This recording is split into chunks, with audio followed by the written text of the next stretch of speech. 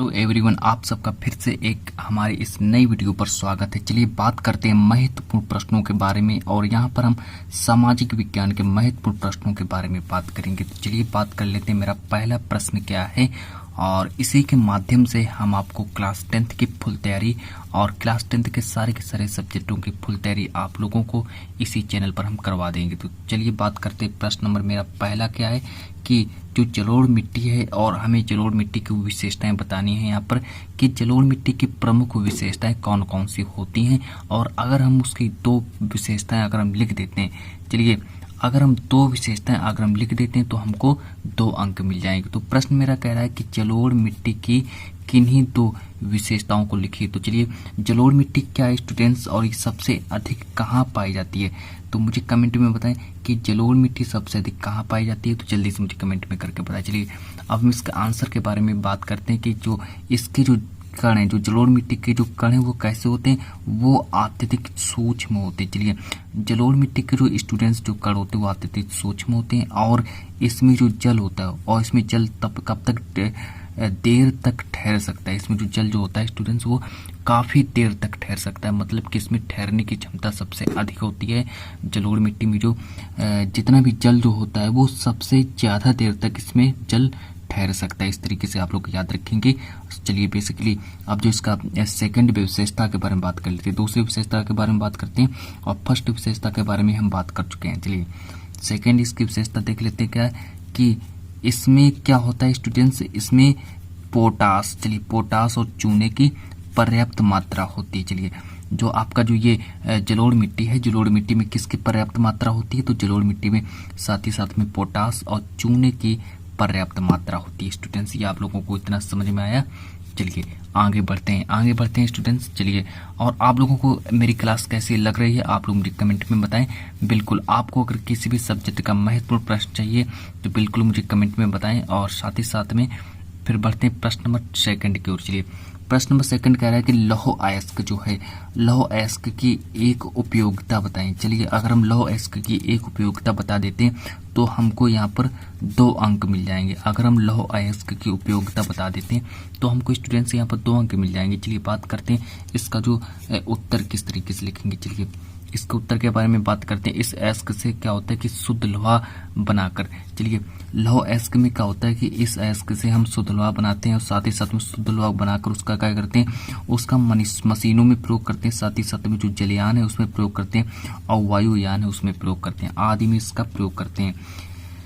ये एक इसका महत्वपूर्ण उपयोग है। और हमसे प्रश्न में कहा गया है कि लौह अयस्क, चलिए लौह अयस्क की एक उपयोगिता का वर्णन करिए। तो लौह अयस्क की एक उपयोगिता का वर्णन है कि इस अयस्क से क्या होता है कि इस अयस्क से शुद्ध लोहा बनाकर हम मशीनों और जलयान और साथ ही साथ में वायुयान आदि में इसका प्रयोग कर सकते हैं। चलिए इतना समझ में आया। प्रश्न नंबर 3 की ओर बढ़ते हैं। आप लोग पहले स्क्रीनशॉट ले लीजिएगा इसका, और फिर हम बढ़ते हैं प्रश्न नंबर नेक्स्ट की ओर।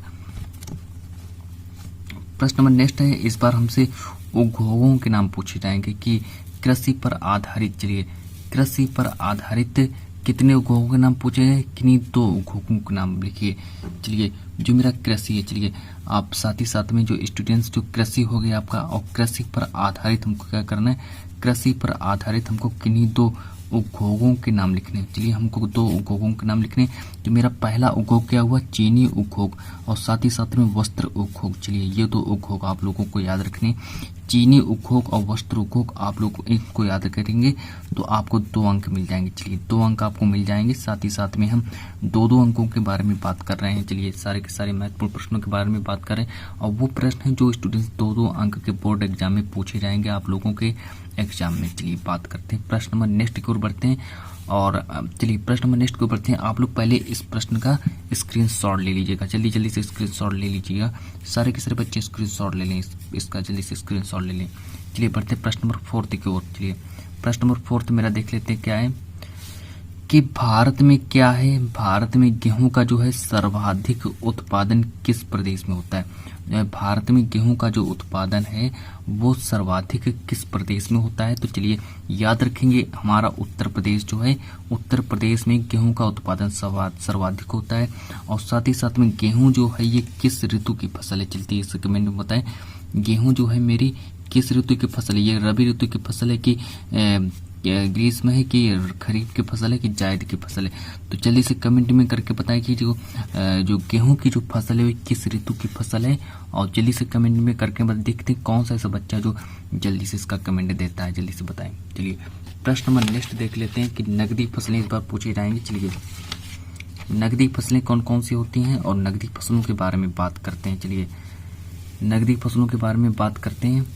चलिए प्रश्न नंबर नेक्स्ट देखिए, मेरा स्क्रीन पर आ गया है कि नकदी को हम व्यापारिक या फिर फसलों के 3 उदाहरण दीजिए, और साथ ही साथ में अगर हम 3 उदाहरण इसके दे देते हैं तो हमको 2 अंक मिल जाएंगे। साथ ही साथ में चलिए मेरा कपास हो गया, कपास कैसी फसल है, कपास एक नकदी फसल है। साथ ही साथ में जूट कैसी फसल है, जूट भी एक नकदी फसल है।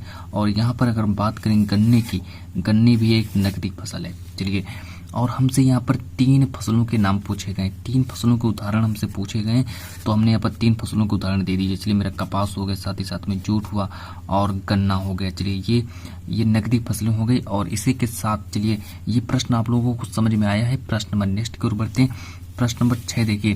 चलिए मैंने यहाँ पर आप लोगों से पूछा कि जो रबी की फसल कौन सी है। चलिए रबी की फसल कौन सी है, गेहूं।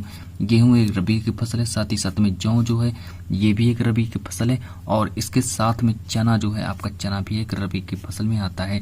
चलिए और यहाँ पर प्रश्न भी हमसे कह रहा है कि जो रबी की, यहाँ पर कितनी फसलों के नाम लिखने, रबी की 3 फसलों के नाम लिखिए। तो यहाँ पर आपका गेहूं और जौ चना हो गया। चलिए बात करते हैं आज की इस क्लास का लास्ट महत्वपूर्ण टॉपिक कि विनिमय के 2 लाभ बताइए। चलिए विनिमय के 2 लाभ बताइए, और यहाँ से आज की इस क्लास का अंत करते हैं। मिलते हैं नेक्स्ट वीडियो में।